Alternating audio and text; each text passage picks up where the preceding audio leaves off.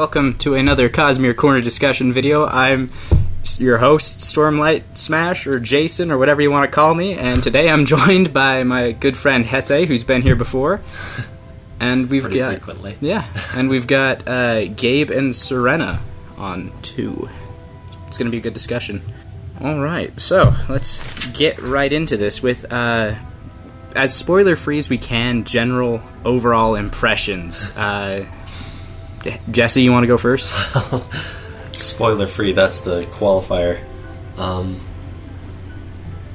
don't know. Spoiler-free. It was awesome. Alright, I guess that's all you can do.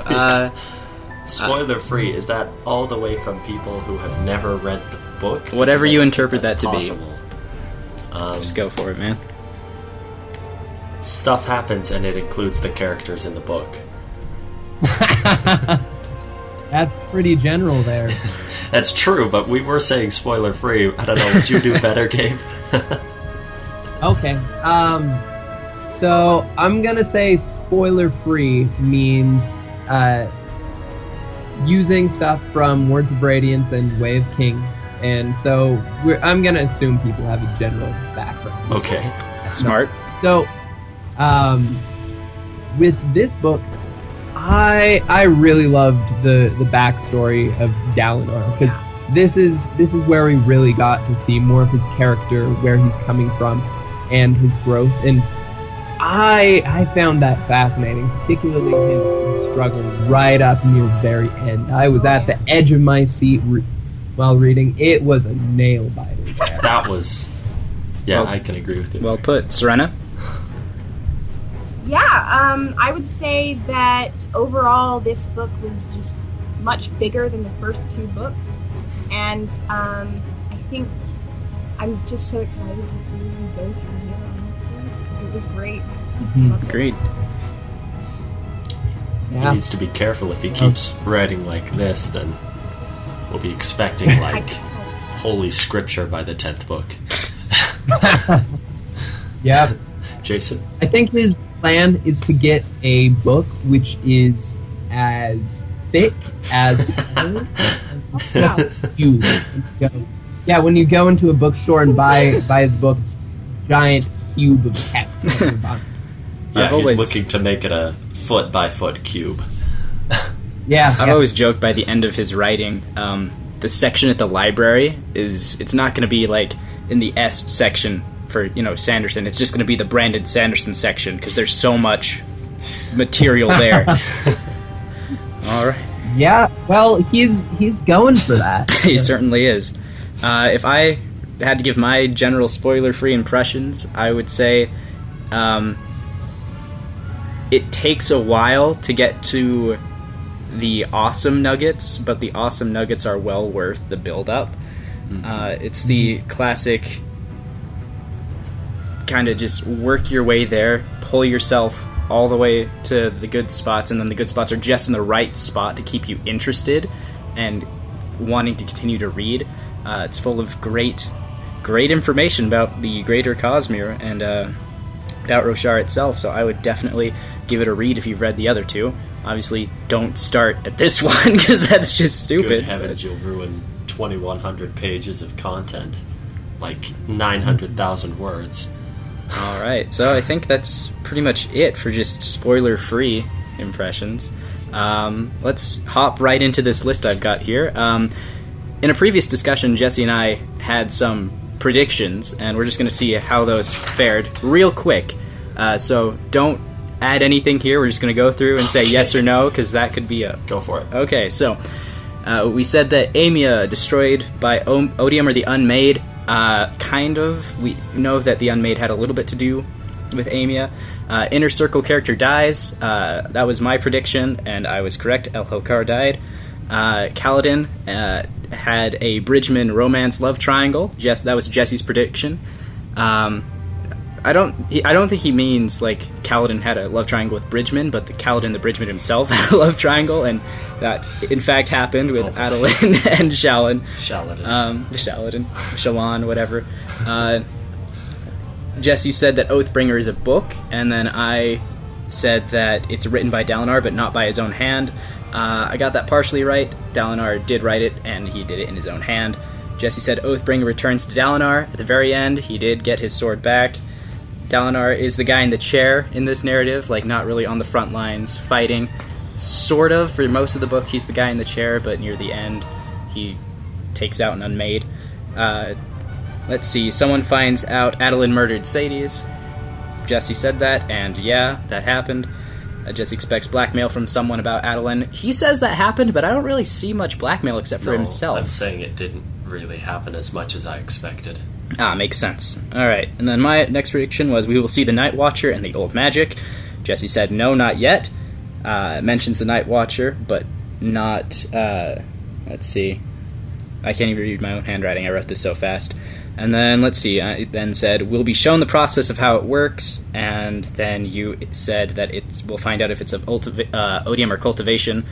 Pretty much everything here was right. We did see the Night Watcher in use, albeit not a typical encounter, and we found that it was in fact of Cultivation like most people predicted. Jesse said, we see Moash in a different kingdom killing Ghostbloods. We saw him, or something, yeah. And we did see him in a kind of distant kingdom killing people. Good people. That was anyway. We'll see Bridge 4 deaths, and I said it's going to be Rock or Lopin or someone like that. And we almost had it. Rock was on death's door for a little bit there with an attack at Erithiru. I said Dalinar will have a second midlife crisis, and I was kind of right. He just had a resurgence of the reason he went to see the Night Watcher. I also said we'll have some we already said that, Bridge 4 deaths. And I actually straight up said that I think Elhokar is going to die. He's going to kick the bucket. Nailed it. That was a good one. I was over there saying, I hope you're not right. Yeah. Silent tears. And then the next one I just nailed was we're going to get more Warbreaker references front and center.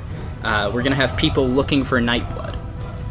And I was right on all accounts. We had a lot of Warbreaker references, all front and center, and they were looking for Nightblood. So, woohoo! Next prediction was Sazeth. His afterglowing image will have to do with Warbreaker. I was wrong. It's just because his soul is not attached to his body. I mean, oh wow, how could I have possibly guessed that his soul was not attached to his body? Anyway, very well. And then the last prediction was we'll hear a lot about Amiens, specifically in an interlude where they travel to Amia and we meet a new Sleepless. Keep in mind, I just re-listened to this discussion today to write down this list. I'm like, holy crap, I nailed that one too. We went to Amia, had a new Sleepless, and it was in an interlude. It was pretty great. So those are the predictions, recapped and done with. Next topic, the magic system. Well, I don't know if we can linger for just a moment on that. I think we kind of hit it out of the park. We did really well there. There were quite a few that weren't quite what we expected. No. For the most part, we did pretty well. It was the Amia one gets me. That it was exactly like that. Yeah, that's like we nailed that one. Renarin-esque Renarin. Oh gosh, I see it. So the next discussion point is the magic system, and what the heck is going on here? We've got Odium corrupting Spren that can now bond to people, and Odium's Spren being able to bond to people, and just all sorts of shenanigans. What do you guys think's going on there? Well, he's a god, and all of these gods do have some sort of associated magic system, but I was not expecting that it would mimic the other magic systems, but as a dark and corrupt form. I was actually thinking that there would be some new sorts of magic, but... Well, there was. Brandon introduced like a whole new magic system with the Fuse and their own personal magic system. Right. They have some of the same surges, but not all of them, right? Right, and I mean, it is different, but it is remarkably similar at the same time. So it's not like colors all of a sudden started having magical qualities. It was generally linked to well, it was similar to Stormlight enough that I was a bit surprised, but I guess maybe that is how Odium has become so powerful, in that he takes existing magic and just mimics it for his own purposes. There's definitely some overlap. There is some overlap, and I also think it's strange that there are only 9 orders of Void Binders instead of 10, and that Void Light is so similar. On top of that, we have the revelation that humans brought Odium to Roshar, that humans are the invaders. So does that mean... No, because they also brought the Surges with them. Like, they left their world because Surge Binding had destroyed it. Which makes me think that Surge Binding, in its original form, was of Odium, because Odium was the god of the humans that first came to Roshar.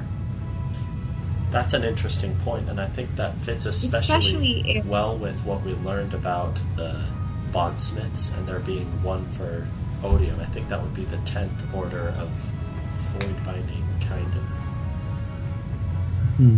But if the Surge Binding just came from Odium, how do we get the Honor Blades? Because the Honor Blades are coming directly from Honor, and they are kind of outside the whole Night Radiant system. But if that was the case, Honor would be mimicking Odium's power? That's strange. I think maybe something else that we need to consider is we see multiple magic systems on Scadrial, and they all revolve around metal. I think that maybe the character of planets really affects what type of magic you get there. Like, maybe that's a little bit out of the shard's control, even. What if Surge Binding only appeared among the humans after they came to Roshar and after they started meeting up with the Sling? No, it directly does say that it destroyed the previous world. Right. Well, did it... Maybe the Parshendi had their own sort of magic or something like that. You know, the listeners had... They worshipped Honor first, right? Right. They did. The Parshendi had... In the Dawn chant, they had mentioned that their gods were there before, and that humans brought their god, and it's singular, so they brought Odium. Honor and Cultivation were already there. Also, interestingly, Shinovar was the plot of land dedicated to humans, where they can grow all the things they brought. Which is strange, because that was Cultivation helping out there, making sure it's intact and a suitable place for humans. But why would she do that if the humans brought Odium with them? I feel like there's some misinformation going on here, whether it's from the Dawn chant or otherwise from Odium, because we already know that Odium is going to lie. He says that I am the only one who can feel pain, the only one that comprehends emotion, and the Stormfather explains that that's not entirely true, that Honor cared deeply for the people of Roshar, both humans and Parshendi, I'm going to assume. So I feel like there's some weird timeline information that we're either missing or are misinformed about. Also, on a side note, talking about Scadrial and the world being destroyed by Surge Binding, do you guys think that might be Vax? Because when... I think it was Ati? Ati, when he dies, he mentions how Shadesmar looks a lot like Vax, and it's just this barren wasteland that's been destroyed.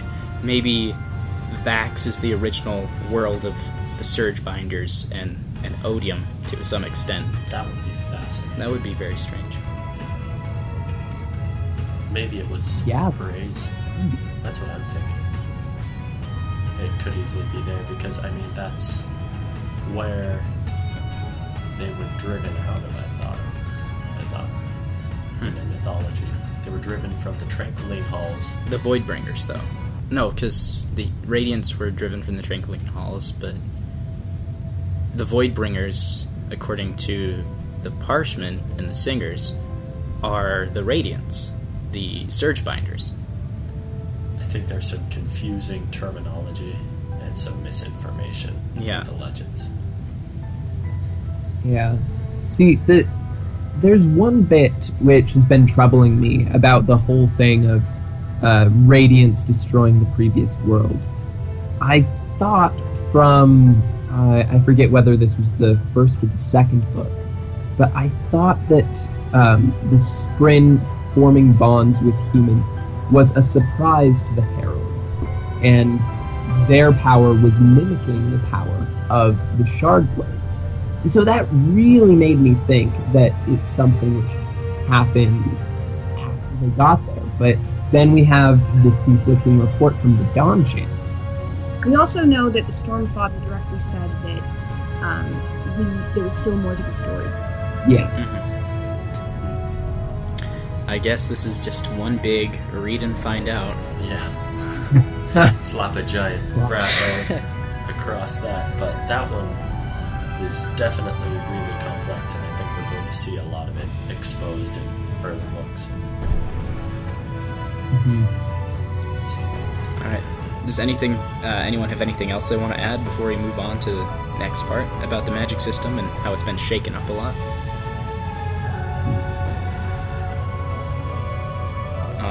So, when Dalinar went to meet the Night Watcher and met Cultivation as well, we saw that it looked like vines had to grow up through him to trim off the parts which he didn't like.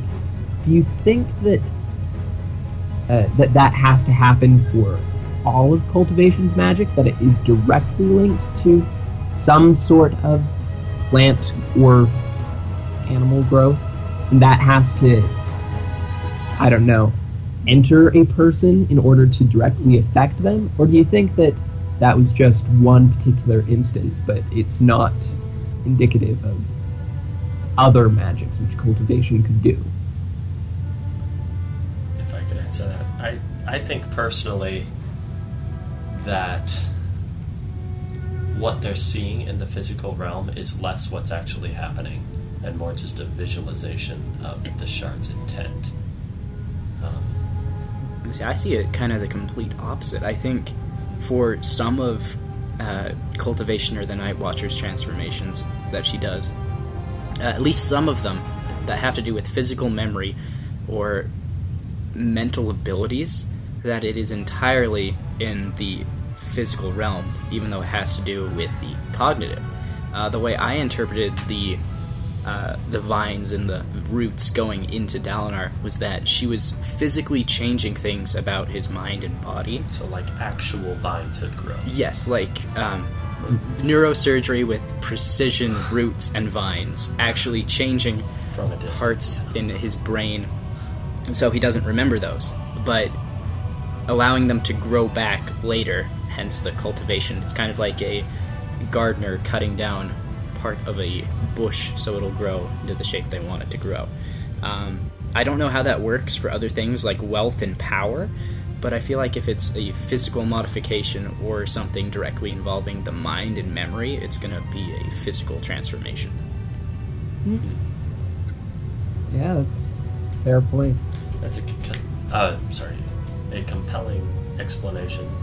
The way I think of it is more like that's just what it would look like to the human mind when she used that investiture. Or maybe it's just cultivation saying, I like things that grow. We're going to make it look like growing things.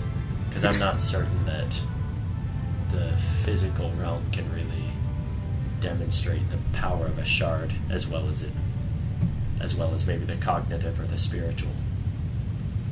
Perhaps. I think that maybe it might not demonstrate it as well. I mean, we saw when Dalinar fully perceived Odium, maybe he was drawn into his mind was seeing the spiritual realm or something like that, to see that vast greatness and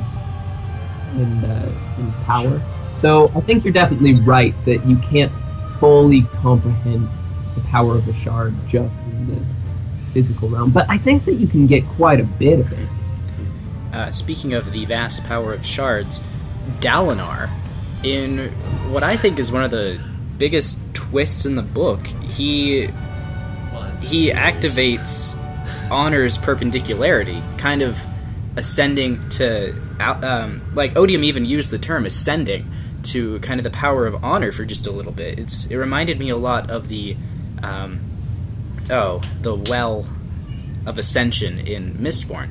I have no clue how that happened. Maybe it was the bond with the Stormfather, but I did not expect that at all from Dalinar. No, that was a big surprise for... And it was so epic when it happened. Oh, It was yeah. just like... that scene, wow, that was... Yeah, that was an amazing scene. I think that it reminds me a lot of something, Jason, you were saying a while ago about... This is entirely theoretical, but it kind of sways me toward the theory that maybe what we're looking at is another person taking up Honor. But Honor's been splintered. I know what you're talking about. There was a theory I read in a comment section of a video that instead of uniting countries or the world or the Knights Radiant, that Dalinar is uniting the different shards of Honor, concentrating his power in one place in an attempt to bring the shard back and allow another holder to take it. I'm not sure how that theory holds up or if it holds water, but it would be very interesting. Yeah, and that's one that I want to look into more, see if it's actually viable, like you said. Yeah, I hadn't thought about that. That's what I said. The shards of Honor. The splinters will come together, reforming the power. That could be very interesting. But let's talk about Dalinar for a second. What did you think about his role in the book and his flashbacks? Well, I was I was happy with his role in the book. I thought that, I thought that his descent into the depths of, madness and grip of the thrill was just fascinating to watch, and then just seeing how that really destroyed him, but how he somehow managed to piece himself back together.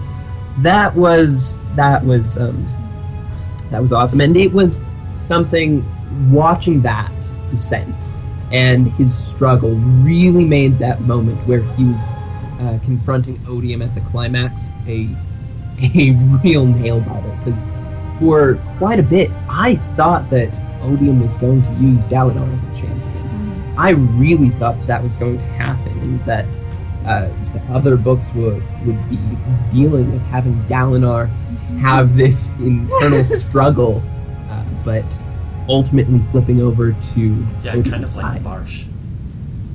Yeah, like Marsh. I was so terrified of that happening, and getting that level of terror and concern for the character. Yeah, it couldn't have happened without those flashbacks, and it really just goes to the testament of how the storytelling of Ren. I just keep visualizing Dalinar and Renarin's putting something together out of paper, and Renarin says, "Oh, Dalinar, would you pass the glue?" And Dalinar hands him a bottle of liquor and says, "It's the only thing keeping me together."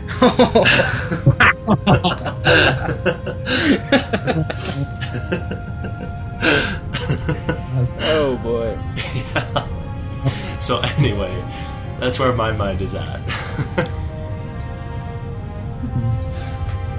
I don't remember the chapter exactly, but I feel like the tone of how Dalinar's chapters were written, excluding the flashbacks were all pretty uniform tone-wise of how they were written.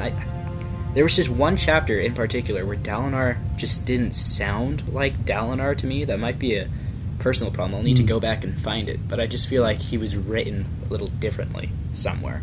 Was it the one where he descended into drinking and No, because that was just a callback to the flashbacks, to the flashbacks, you see.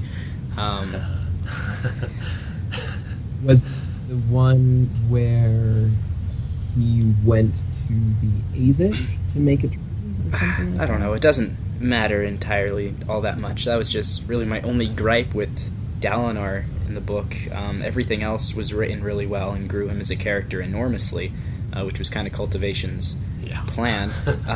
What did you guys think of the flashbacks? What was your favorite one? You want to go first? The one where he gets an archer to his side. That's a good one. Yeah. I think that my favorite flashback would have to be the one where Dalinar and co are in a dining hall, and Dalinar is missing his knife. Yeah, it's happened. And so he goes out into the high storm looking for a knife, and he can't find it. He comes back in, stops the assassin, uses the knife to kill him, and then cleans it off in his wine and uses it to eat food. That's just Peak Dalinar. yeah. That's one of my favorites too. That was pretty fantastic. So funny. I think my favorite one was probably where, I don't know, I kind of like seeing the dark side of characters, honestly. So I enjoyed it a lot. When he killed Evie? Is that what you're talking about? No, come on, man. I mean, that was amazing for the plot. And that was a close second. But when he fought Nalan, the former High Lord, and killed him, and then he's so full of the thrill that he about goes and takes out Gabriel. That was intense. Do you think that, as the reader, we were ever supposed to hate Dalinar after reading these flashbacks? Like, you hate the person he was, but that makes the person that he is better? Because I personally did not ever hate Dalinar. I could see why he made the decisions he made, and even if I didn't necessarily agree with them, I couldn't find myself to hate Dalinar as much as he ended up hating himself. I don't think that we were supposed to end up hating him. I think we were supposed to end up pitying him. Or seeing how the full extent of the thrill. Yeah, we're seeing the power of the thrill. Yeah, That's why this is the third book I expect. We had 2 books to see where Dalinar was an absolute force of nature, and then one where he finally shows some weakness. Yeah, but really, given that we've known Dalinar for these 2 books, and we've come to see him as a character that we respect, I think that makes it really hard to actually hate his old self. But I mean, honestly, I don't see how he gained such a reputation for being an honorable guy after all those flashbacks. Yeah, that's true. It must have been a really fast turnaround between being a drunk and being revered as a hero. Yeah, when you've got the power of a god to help you. Yeah, with the Stormfather, which kind of leads me to my next point, or next discussion point. I was actually thinking Cultivation. Cultivation. Well, I was thinking That works the too. Stormfather, because the Stormfather, I feel like the Stormfather himself despises how weak he actually is. Like, as far as Spren go, he is enormously powerful, but there have been multiple instances in this book where Odium's just like, yeah, get out of the way, kind of pushes him away. He's like and steering he's just the little whimpering. kid out of the room. It's just weird to me, and really sad that the Stormfather's like that sometimes. They were 2 grouchy old men, the Stormfather and Dalinar, who were made for each other. If not here, then they probably would have found each other playing checkers in the park.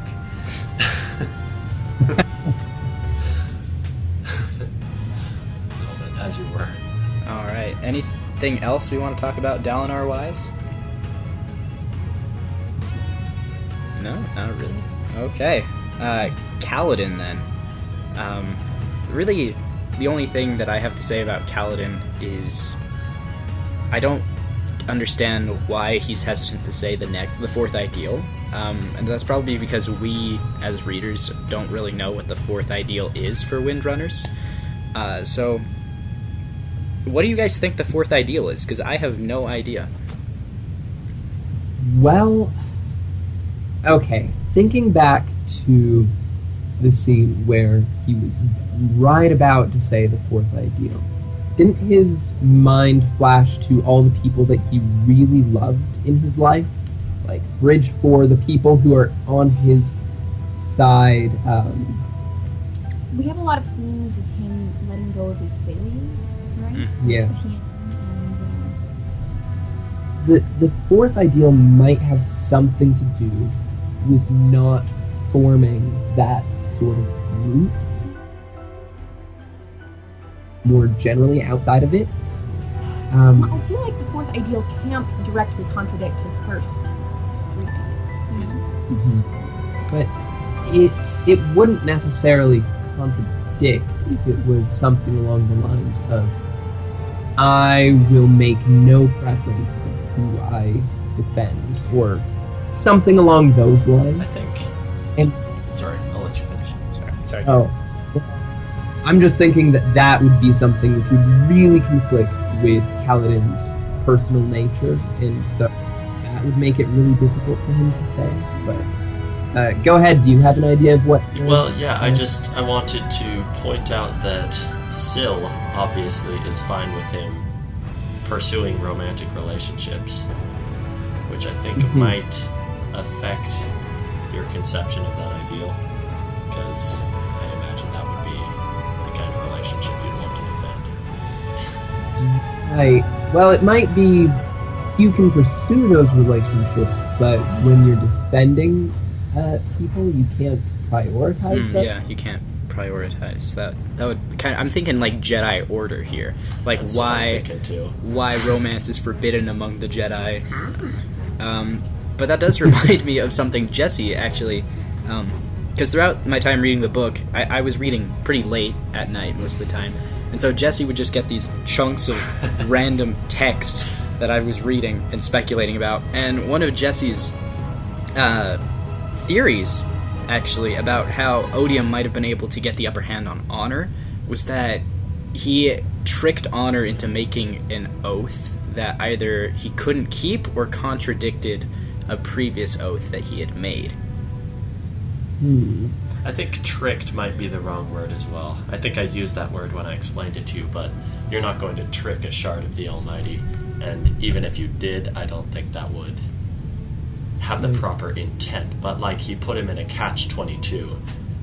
If we were using Steelheart terminology, he checkmated him in midair.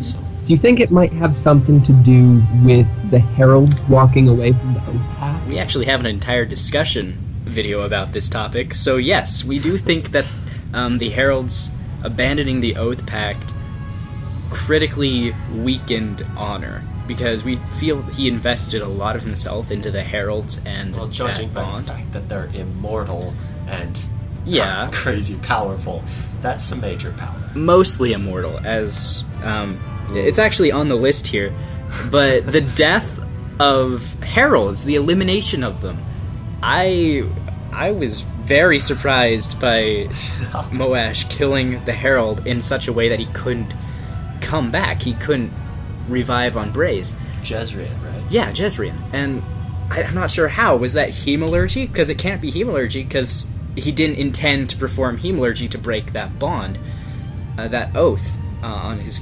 spirit web.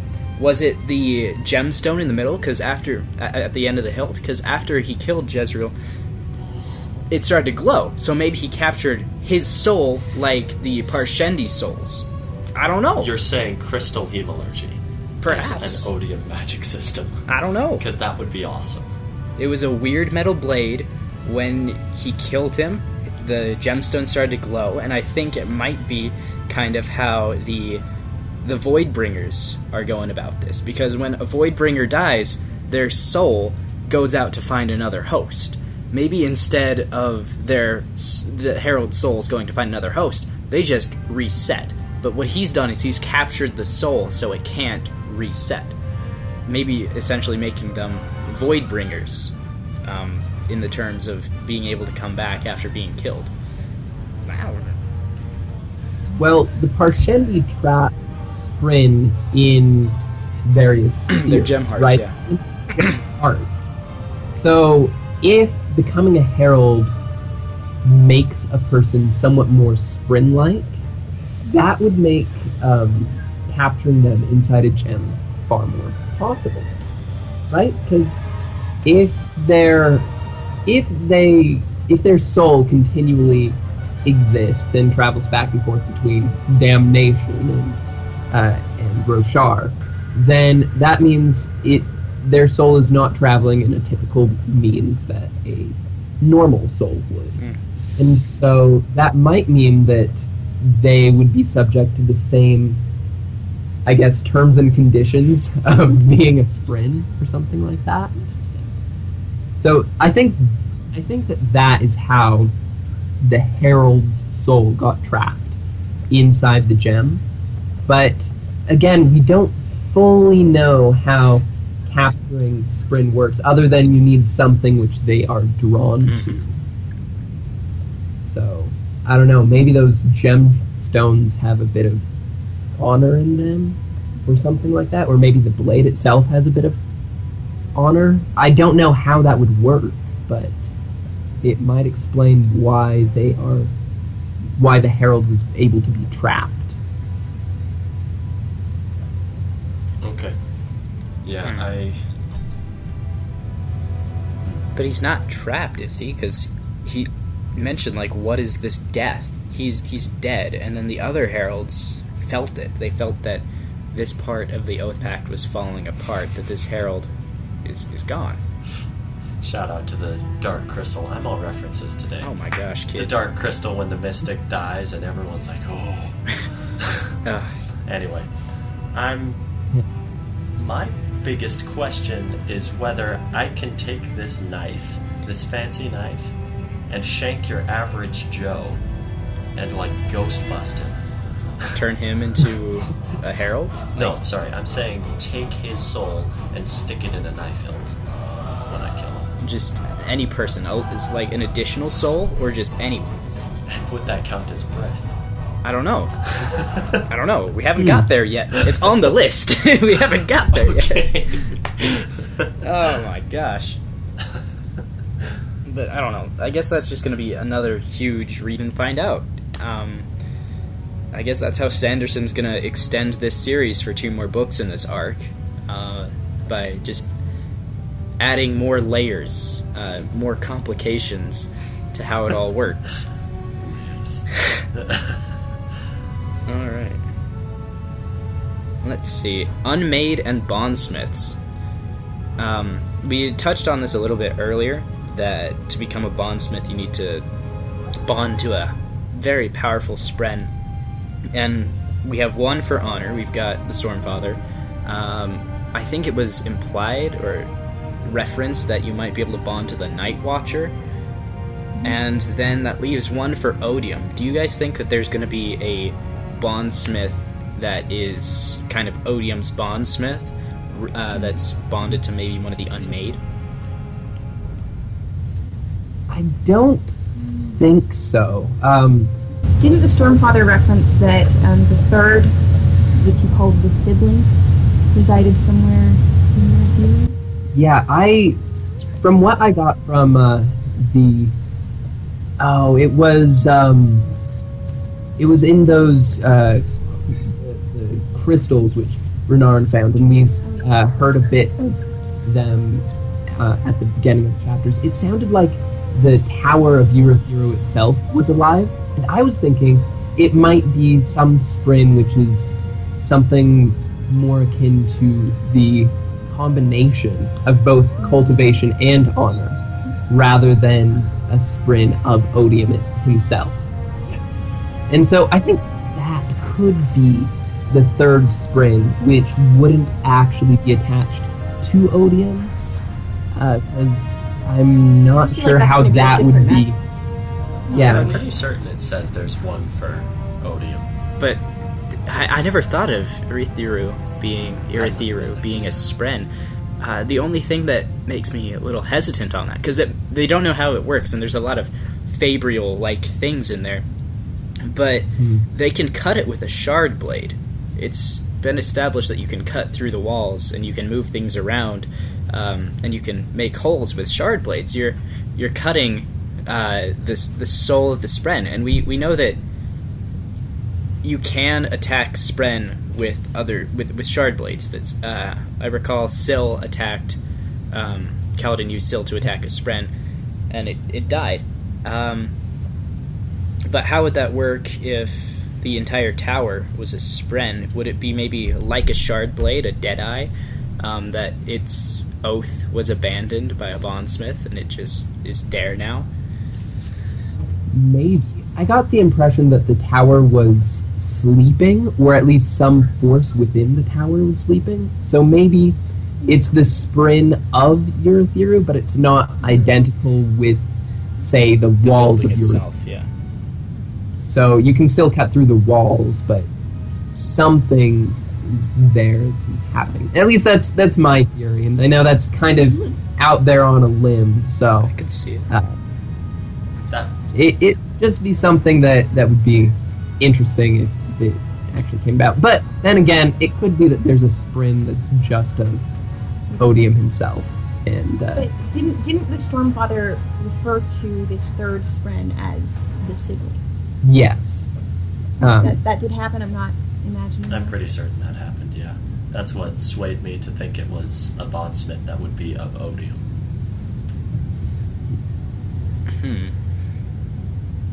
And that also is what I was talking about earlier. Like maybe that would be the 10th Order. The 10th Order of Odiums. It seems like bondsmith to me might be where the three magic systems come together, and I'm even thinking there might be three. Like, what has Cultivation done? I think Cultivation has dabbled in other things, because Spren are either of... I recall in Shadesmar they said that they are either of Odium, Cultivation, or a mixture of the two, and that Odium has its own Spren, and an unmade that can corrupt Spren that are of honor and Cultivation. So maybe she's just an additional force that she adds things here and there, but doesn't have her own dedicated flying through the air-esque magic system. It just kind of feels to me like back in Mistborn, when they were talking about metals and it turned out all of a sudden that there are way more than you thought before, and hemalurgy interacts differently and ferrochemy interacts differently. I think it might be the three coming together at the point of bondsmith. That is interesting.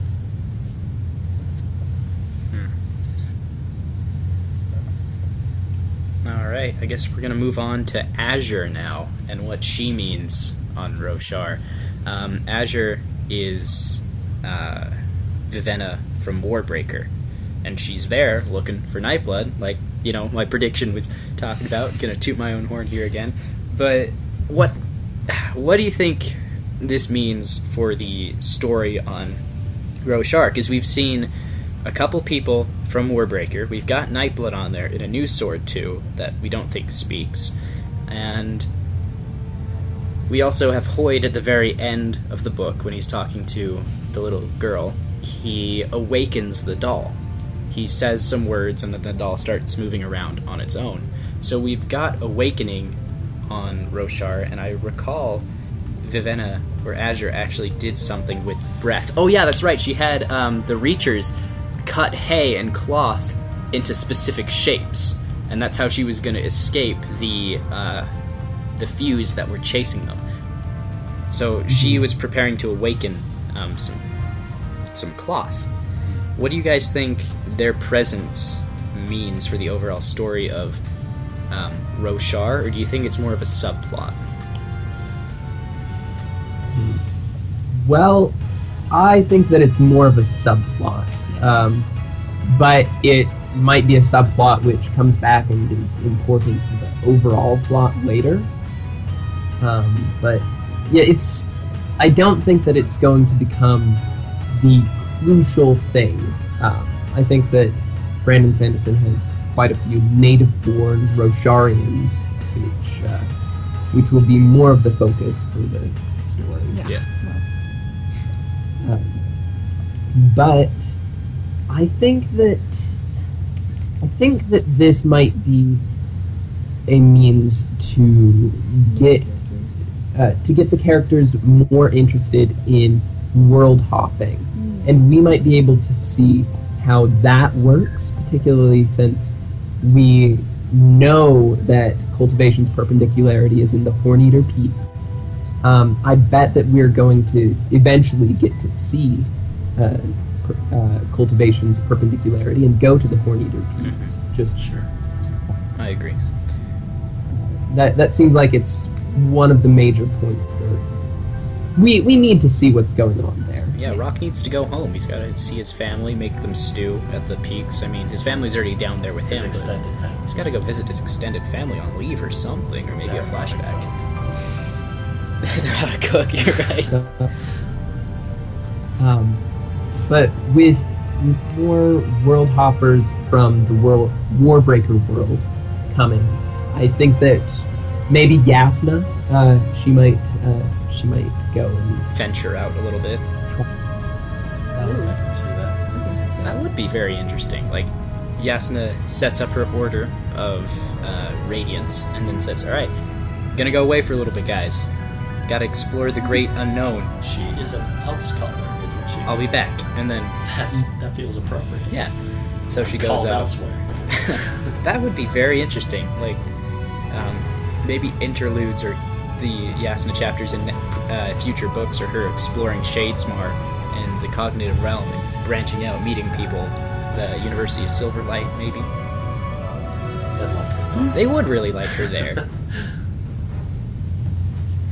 I have this sneaking suspicion that I want to document, because if it comes along, I will pull it up as an "I told you so," and if it doesn't, I'll pretend it never happened. What do you think this is? This is a record of this Alright, conversation. let it be written that I think that Warbreaker is going to play a bigger role than a side thing. I have this sneaking suspicion that maybe that will make the difference in the fight against Odium. That would be interesting. That Endowment is gonna kind of push the people of her world to go explore and maybe help out Roshar a little bit, because I think Odium, she knows that Odium's there, I would assume. Mm-hmm. We know that because of the letters that Hoid has sent out to the various shards, which we got to talk about in a few minutes, because that was crazy. Awesome pen pals. But one of them was Endowment, actually. So she knows that Odium is on Roshar.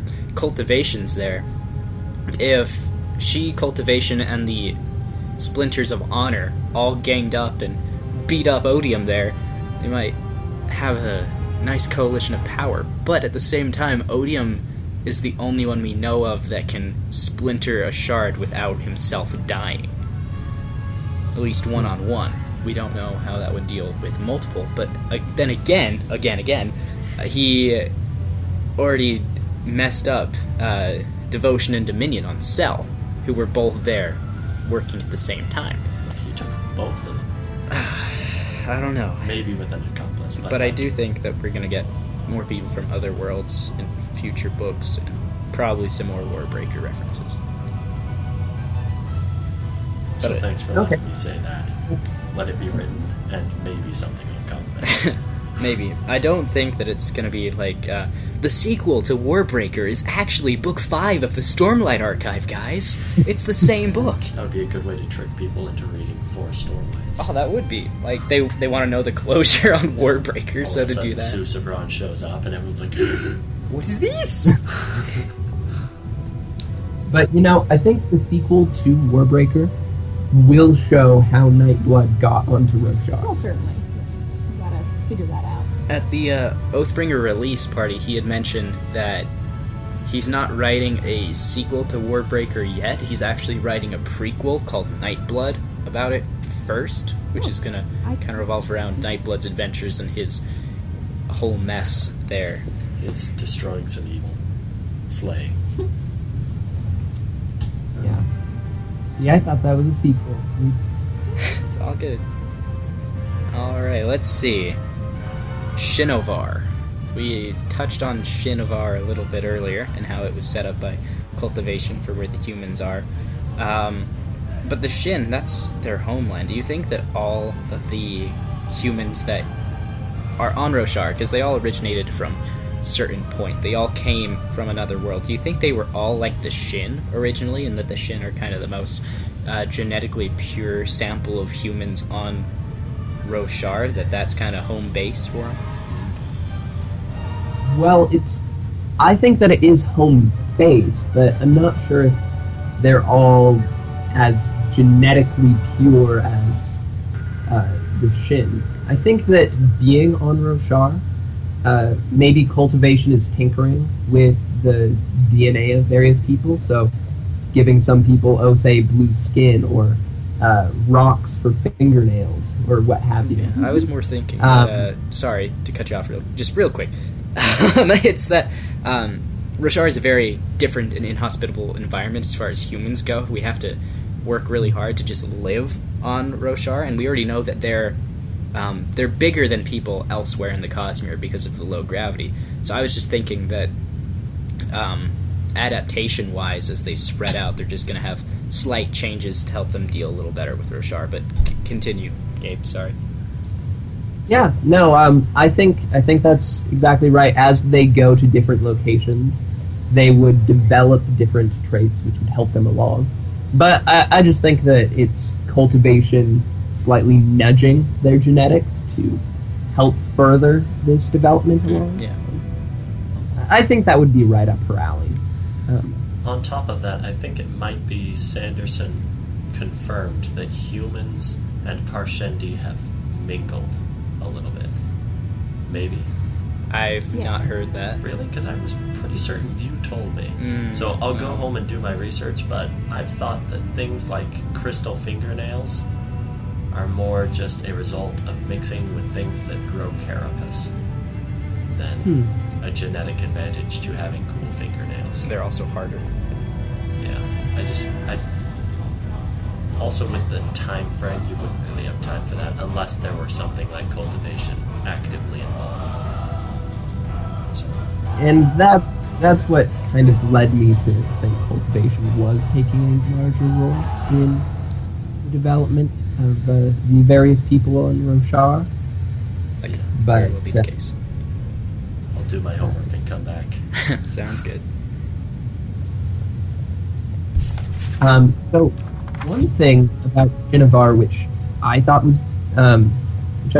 cool, and this is more of the theoretical thing, but I think that because Shinovar was the only place on Roshar where we actually got a climate suitable for humans, I think that the Shin I think that the Shin's religious compunction not to step on stone comes from honoring an old oath that they made to stay in that location. Yo, that's that a could hot make a lot of theory sense. to be throwing down there. An oath. I dig that. Yeah. Yeah, I think that would explain a lot of the reason why the Shin have these superstitions about the stones, why it was such a big deal for Zeth to be walking on the stones in the first place, and it kind of goes along with, well, how Honor likes making oaths, so it would explain why they're off on their own. So, that's just something which I thought of, which I think it's quite plausible. I think that's very plausible too. That might be one of the contradicting oaths that Honor made, though, because he also bonded, he had his Spren bond with humans and have the Oath Pact to defend the world from the Voidbringers, which were helping the Parshmen, which were the original inhabitants. So to do that, he'd have to leave their little plot of land. So maybe his oath to humans, giving them their power, kind of contradicts with their oath to stay on the stone. Or maybe the loophole there is that the Shin are the group that's not supposed to leave. As long as some humans are still holding that oath, it remains intact, albeit weaker. Maybe. That could be the case. Interesting. All right, so we're pretty much done here. Is there anything else you want to say, or should we start speculation and then be done? Well, just one topic which is near and dear to my heart. Lift! She showed up so many different times. Yeah, Lift. Lift is awesome by her own own admittance and definition.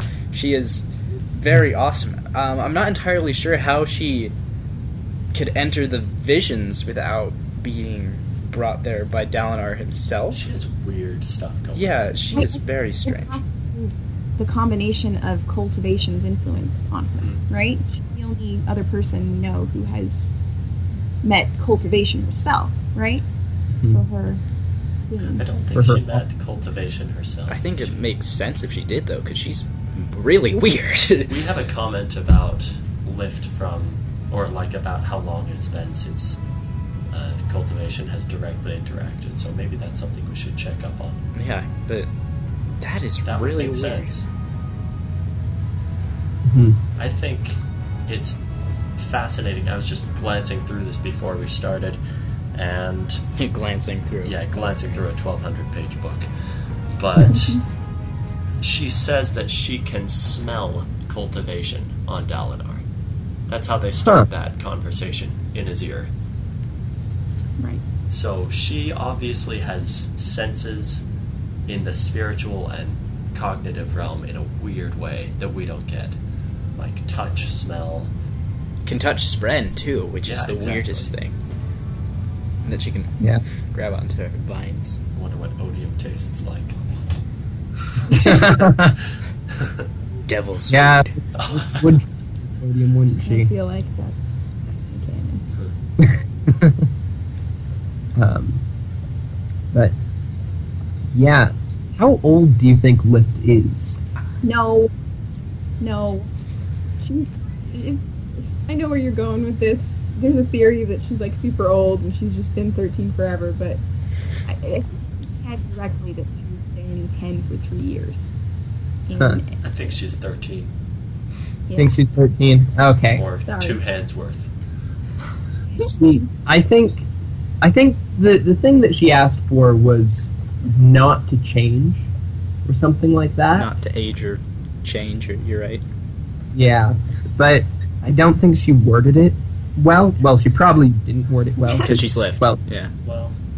So, that is why I think maybe she isn't aging, and I don't know why she would get awesomeness as a result But of that. she is aging, though, isn't she? Because that's one of the things she was kind of scared about in Edge Dancer, that she is growing.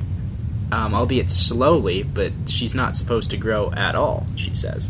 I think there's a direct quote that came to mind from the Red Book. I can't remember. Words of Radiance. Yeah, I think there it is. It's from the 2 guys who are standing with the Herald who's smashing the statue apart, and they're talking about the Night Watcher, and one of them says, "Oh, I could word it carefully," and the other one says, "No, you don't understand. It's not like she's some force that you can just bind if you say things properly. You say what you want, and she says, I'm going to give you this." So, I feel like there's probably a connection between what she said and what she got. I just don't know what that is either. Yeah. And it helps that we don't really know what she got, and we definitely don't know what she said. Yeah. Anyway, that's just something which I'll be watching in later books. Yeah, definitely. All right. Any other speculation or theories? Well, how about yourself? Myself? Yeah, you have anything? Well, let me go into my text archives here and see what I can find. Between us, you're saying? Well, I'm looking. Go ahead. Syrenna, do you have any theories or speculation about future books? Well, I saw a very interesting death rattle that hasn't quite come to fruition quite yet. It was referencing a child that, I've got it up right here. It just says, "I hold the suckling child in my hands and knife at his throat, and know that all who live wish me to let the blade slip. spill its blood upon the ground over my hands, and with it gain us further breath to draw. And I don't know. I think that this kind of might come to fruition a little later in the Stormlight Archive, but it's possible that it's Kaladin's little brother, Oradin. What? Just think about it. Like, we've got a baby, number one. He's not. No, Syrenna, you can't do that to Kaladin. Hey. No. That's the one bit of light in Kaladin's story arc in this book. You can't just say More that. emotional trauma for the Bridgeman. Well, when we were helping with the Oathbringer release party, I don't know why, but at the game table, not one, but 5 separate groups of people had mentioned that Tian's not dead. No, Tian's definitely not dead. He's gonna come back. It'll be fine. Sanderson wouldn't do that. He's gonna come back, that's for sure. No, Tian is dead. Yeah, Tian is dead. Tian is dead, but Tian and Sen. do not know why people keep on thinking he's gonna come back. Yeah, that's weird. I would say that. Do you think that there's a different way to interpret it than literally? I remember another death rattle that is something about a woman scratching her own eyes out, daughter of kings and winds, why have you betrayed us, or something, and it's the herald who is scratching out her own statue's eyes. Maybe. So, It could mean, An emotion, baby. an emotional emotional thing. Yes. babies. Emotion. Well, could mean some sort of sacrifice, which would be good for a large group of people, but would, well, be a betrayal. So, I'm going to contradict myself. As I speak that death rattle, I am amazed by how literal it is. That is literally what has happened, is she is scratching out the eyes of her own statue. So, I don't know. That one's got me confused. yeah. Alright, so I have 3 texts here, which all have unanswered questions, which isn't really speculation, but it's a good jumping off point. How did Odium kill Honor in the first place when he had to deal with Cultivation, and how did Cultivation survive the onslaught? If Cultivation and Honor were a couple, then they should have worked together and not let Odium kill Honor. There has to have been some trickery going on that only Honor would become susceptible to. Secondly, it seems like Wit can influence the investiture use of other people as long as it's light weaving. He was able to manipulate Shelon's illusions when they were together in Kholinar. And then the last thing that I'm wondering about is, does Nightblood feed off of bonds? Specifically that between a Spren and a human. Is there... I kind of interpret that as almost a chemical bond, that there's energy stored between the Spren and the human that connects them, and that energy can be released. So I think the investiture holding it together might be like a last-ditch effort that Nightblood could feed off of if he was being wielded by someone with a Nihil bond. So you're saying, like, if Caledon picked it up and started swinging it around... And he ran out of Stormlight, it would eat through the bond first, and then his soul. That makes sense to me. I don't think so. I think that maybe going along with your analogy, the bond between a human and a Spren could be more like a battery. And so that would explain how someone bonded with a Spren can store Stormlight in themselves in the first place. But I don't think that the bond is something which Nightblood could consume per se. Because you're saying it's not necessarily made of energy, it might just be made of connection. Yeah. Maybe. That makes more sense.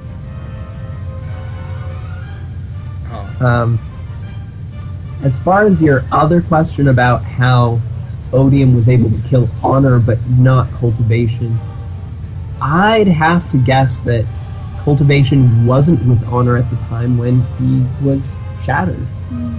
I think there might be some falling out, or Cultivation might have decided to sit on the sidelines for some reason. But I was kind of thinking something like, what if Honor... Okay, so what if Odium comes to Cultivation and says, the system will be furthered if Honor dies here? I can grow the world. Yeah. It might be that Odium just convinced her to stand on the side for a bit, because might be, look, I won't destroy the world or anything if I beat Honor. You'll still be able to grow things and just live your own side. I guess that would be trickery, because I think that he'd want to eventually take her shard. Cultivation can see the future too, right? Maybe. I think, well, she foresaw, or at least guessed, that Dalinar would eventually encounter Odium, and that's why she helped trim his memories. But I'm not sure if that's... Honor, I believe, in one of the visions that Dalinar had with Honor in The Way of Kings, he said that Cultivation was always better at predicting the future than he was. That doesn't necessarily mean that she can see it. There is Shardic Foresight, which all shards have, but their degree at which they can see the future and determine what path it's going to go down varies. Odium is really good at it. What is impressive to me, though, and kind of confusing, is that when Odium is talking to it's like Taravan again. Taravania. It's a weird long name. Jesse. It's a fun one. Yeah. He says that he's impressed with the diagram because he was able to get that much done without access to fortune. And fortune is capitalized. So I don't recall fortune being a form of like investiture or magic. Jesse's given me a C for cultivation. Cultivation? You think I don't know. It has to do with cultivation? I don't know. I was getting some serious Mistborn vibes again with the different ferrochemical abilities that you can store. I don't think fortune's one of those either. It is. It is? It's called a spinner. It's a spinner, yeah. So, was he referencing that when he said that it's impressive that he was able to do that much without fortune? And why was fortune capitalized? I don't know. I just don't know. Fortune is a thing, I think, like connection. So then, it could flow through different pipelines, but it could be Mistborn. It could be a pipeline we don't know about. Yeah, I'd guess that it might be connected to Odium himself. Well, maybe Odium has something which at least he's calling fortune. Because, well, we have seen just how much Odium can tell the future. Maybe, who knows, maybe Renarin has fortune, and we'll learn more about it through him, because his void sprint, allowed him to predict the coming of the Everstorm, and other various things that would happen in the future. So, that's a really good point, that predicting the future is usually associated with Odium. Indeed. So, That's fascinating. Alright, any other final thoughts? no. No one's got anything else to add? Well, not except stuff that we would probably need another discussion to talk about. Like, I don't even want to get into Hoid today. I don't even want to. We've touched on him a little bit, so maybe Stuff goes down. in another discussion. Alright, well, thanks so much for coming out, you guys. I really appreciate you joining this discussion. Of course. Great to talk with you. Yeah. It's been great having you here. Alright. Thank you all so much for watching, and Be sure to comment your thoughts on Oathbringer down below and your theories, and we'll see you all next time. All right, bye.